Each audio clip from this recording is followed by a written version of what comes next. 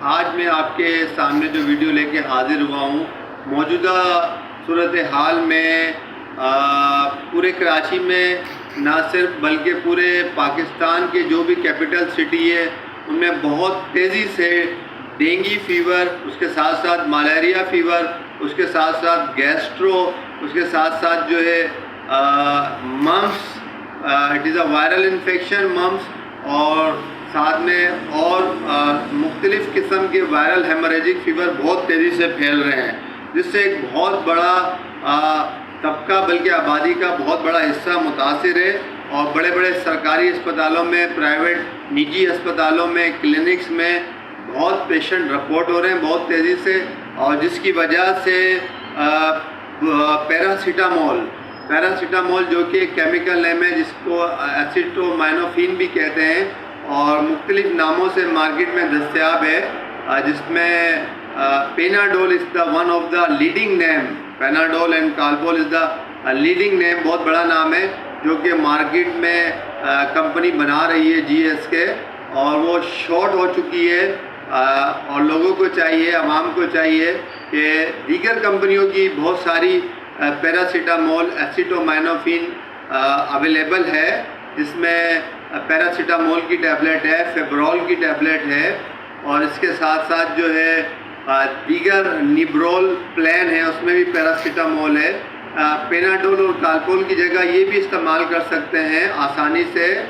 इस बारे में फ़िक्रमंद ना रहिए कि पेनाडोल या कालपोल शॉर्ट हो गई है या महंगी मिल रही है। उसको महंगी ख़रीदने के बजाय डिस्प्रोल की गोली है, उसमें भी पैरासीटामोल है, और पैरासीटामोल की गोली है शेर वाली इसको कहते हैं, वो भी पैरासीटामोल है। फेब्रोल की गोली है, उसमें भी पैरासीटामोल है। वो बेधड़कले से और विदाउट एनी टेंशन और हेजिटेशन आप इस्तेमाल कर सकते हैं। और उसकी जो एडल्ट डोज है, 2-2 गोली हर 6 घंटे बाद भी दे सकते हैं, ताकि जो फीवर के जो स्पाइक हैं जो मलेरिया में, डेंगू में बहुत तेज़ी से बढ़ते हैं, और बसा औकात अगर सेरिब्रल मलेरिया डायग्नोस हो गया, हमने तो टेस्ट नहीं कराए होते, क्या पता कौन सी स्पीशीज़ या इकसाम मलेरिया की पेशेंट को इन्फेक्ट कर रही है, तो उसमें ताकि ब्रेन पे पैरासाइट्स ना जाए, ब्लड के ज़रिए ब्रेन की झिल्लियों पे ना जाए, ताकि गर्दन तोड़ बुखार में मुब्तला ना हो जाए पेशेंट, तो उससे बचाव के लिए आप 2-2 गोली 6-6 घंटे से दे सकते हैं। तो पेनाडोल नहीं मिल रही, कोई बात नहीं है। पैरासीटामोल नहीं मिल रही मार्केट में, कोई बात नहीं, महंगी मत खरीदिए। उसकी जगह आप डिस्प्रोल टैबलेट ख़रीद लीजिए, फेब्रोल ख़रीद लीजिए, शेर वाली गोली पैरासीटामोल ख़रीद लीजिए, और न्यूब्रोल प्लान आती है वो आप ख़रीद लीजिए। वो भी वही काम करेंगी, वही केमिकल है, वही जेनरिक है, सेम है, कंपनियां मुख्तलिफ है, काम एक ही है। तो इस हवाले से लोगों में बहुत सारी इब्हाम पाया जा रहा था, गलतफहमी का शिकार हो रहे थे कि पेनाडोल ही चाहिए भाई हमें, और दूसरी दवाई हम नहीं ले सकते। वो महंगे दामों ख़रीद रहे हैं, मार्केट में ब्लैक बेची जा रही है। एक स्ट्रीम जो कि आम तौर पे 18 से 20 रुपए की मिलती है, इस वक्त जो है वो लगभग जो है 70 से 100 रुपये, और बाद जगहों पे इतलात मौसूल हो रही है कि 120 रुपये की एक स्ट्रिप बेच रहे हैं जो माफिया के लोग हैं। तो नहीं ख़रीदने की ज़रूरत है, आप जो है मैंने जो नाम बताए वो ख़रीद लें, परेशान नहीं होए। और इसके साथ साथ जो है डेंगू बहुत तेज़ी से फैल रहा है, अगर कोई पेशेंट को डेंगू पॉजिटिव आ भी जाता है और प्लेटलेट उसके मॉनिटरिंग करें, इसमें सबसे बड़ी अलामत ये है कि बहुत शदीद किस्म का सीवियर हेडेक होता है, उल्टी मतली बहुत होती है। उल्टी मतली की इतनी शिकायत रहती है कि मरीज़ से कुछ खाया पिया ही नहीं जाता। मेरे पास भी रोज़ाना 50-60 पेशेंट ऐसे आ रहे हैं, और रोज़ाना की बुनियाद पे मैं डेंगू NSI और साथ साथ में CBC भी करा रहा हूँ, साथ में ब्लड कल्चर भी करवा रहा हूँ, और साथ में यूरिन DR भी करवा रहे हैं। तो बहुत सारे मरीज़ ऐसे हैं कि जिनके प्लेटलेट 1,20,000 है, 30,000 है, तो वो सेफ साइड पर हैं। हाँ, कंडीशन कब है कि दाखिले की, जब प्लेटलेट जो है वो 50,000 से नीचे आ जाएँ, 30,000 20,000 पर आ जाए। वो भी पेशेंट के ऊपर डिपेंड करता है, उसके मुदाफ़ाती निज़ाम पे डिपेंड करता है कि कब उसके ऊपर रेशेज़ आ रहे हैं, कब उसके गम से खून निकल रहा है, कब उसके पेशाब में ब्लड आ रहा है। तो ये साइन ऑफ वो होते हैं जब डेंजरस साइन कहलाते हैं, फिर फौरी तौर पे ज़रूरत होती है कि पेशेंट को हॉस्पिटलाइज किया जाए और प्लेटिलेट का मेगा यूनिट उसको इन्फ्यूज़ किया जाए। बहुत सारे पेशेंट होते हैं कि 20,000 पे उसके रेशेस नहीं आ रहे, बहुत सारे ऐसे होते हैं कि 30,000 पे नहीं आ रहे, तो अस्पताल में भी उसको मॉनिटरिंग पे रखते हैं, ऑब्जर्वेशन के ऊपर रखते हैं, देखते रहते हैं कि उसको रेशेस तो नहीं आ रहे, गम से खून तो नहीं हो रहा, आँख के नीचे देखते हैं सब कंजक्टिवा, कोई ब्लीडिंग तो नहीं आ रही है।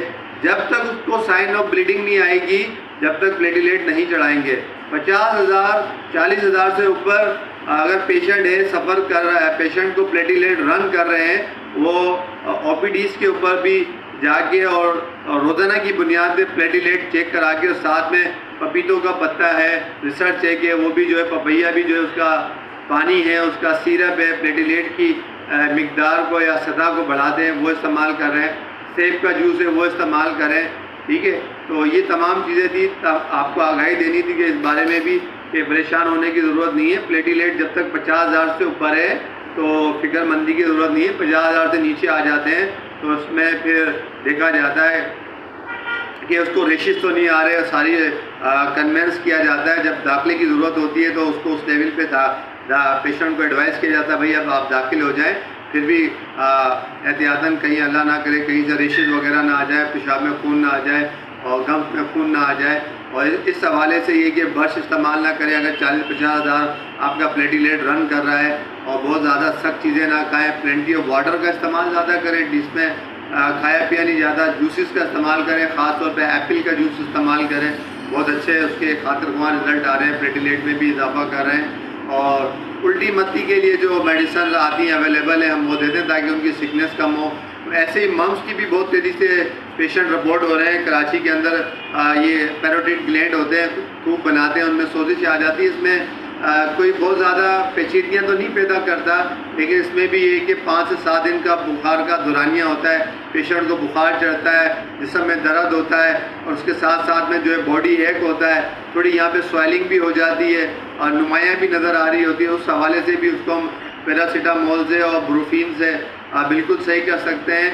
अगर उसके साथ साथ कोई दूसरा इन्फेक्शन हो गया उसको, तो सेकेंडरी इन्फेक्शन हो गया, तो फिर हम उसको लाजमी तौर पे सम काइंड ऑफ एंटीबायोटिक उसको देना ज़रूरी होती है, वरना वो 5 से 7 दिन में सबसाइड हो जाता है। कोई कंटेजियस नहीं है, ख़तरनाक नहीं है, लेकिन उसका चूँकि ये वायरस है, इसका एक टाइम फ्रेम है, और इस दौरान इसके साइन और सिम्टम्स जो है वो गायब हो जाते हैं, चले जाते हैं। पेशेंट सिम्टम्स और साइन फ्री हो जाता है, 5 से 7 दिन लगते हैं।